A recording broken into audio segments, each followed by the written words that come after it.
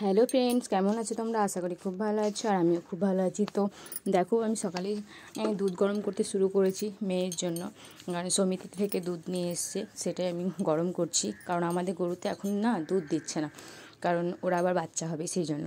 তো তো সেটাই গরম করছি। আর এদিকে না মেয়েও ঘুমাচ্ছে, তো তাই দেখলাম যে দুধটা গরম করে নিই। তাই দুধটা গরম করে নিলাম, যখন উঠবে তখন খাওয়ানো হবে, তো সেই জন্য। তো দেখো, এখন আমি স্নান করিনি, স্নান করব। আর স্নান করতে না একটু লেটই হয় মেয়ের জন্য, মেয়েকে ধরতে হয়। আবার মা না সবসময় কাজ করে করে, তো সেই জন্য মা ধরে না, আমি সবসময় মেয়েকে নিয়ে থাকি। তো দেখো, এদিকে দুধটা আমার ফোটানো হয়ে গেছে। তো দুধটা ভালো করে ফুটিয়ে নিলাম, কারণ এখন আর ফোটাবো না, আবার পরে তখন ফোটাবো সেই জন্য। তো দেখো, আর এই যে দুধটা না, এটা কিন্তু একদম খাঁটি দুধ গরুর, কিন্তু এখানে কোনো জল মেশানো থাকে না, কারণ সমিতিতে না জল দেওয়া থাকে না। আর এদিকে আমি একটু জল দিয়েছি, কারণ মেয়ে খাবে, তো সেই জন্য পাতলা করেই খাওয়ানো ভালো। আর এদিকে আমি স্নানটাও করে নিলাম। মেয়ে এখনও ঘুমাচ্ছে, মানে খাওয়া দাওয়া করে আবার ঘুমাচ্ছে, কারণ অনেকটা আমি লেট করে তো স্নান করি, বললামই তো আগেই।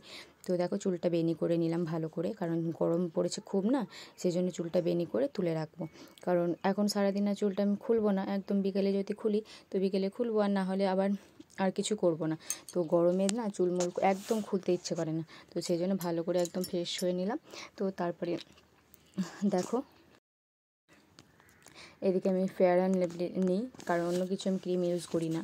আর তারপরে দেখো, এই যে সিঁদুরটা একটু ভালো করে ঠেকিয়ে নিলাম, কারণ স্নান টান করে না, মানে চুলে চিরুনি দেওয়ার পরে একটু সিঁথিতে সিঁদুর দিতে হয়, কারণ শুধু খালি সিঁথি রাখতে হয় না। তো সেই জন্য আমি সিঁদুরটাও ঠেকিয়ে নিলাম ভালো করে, একটু মোটা করে সিঁদুরটা নিলাম, কারণ মোটা করে সিঁদুর নিতে আমার খুব ভালো লাগে।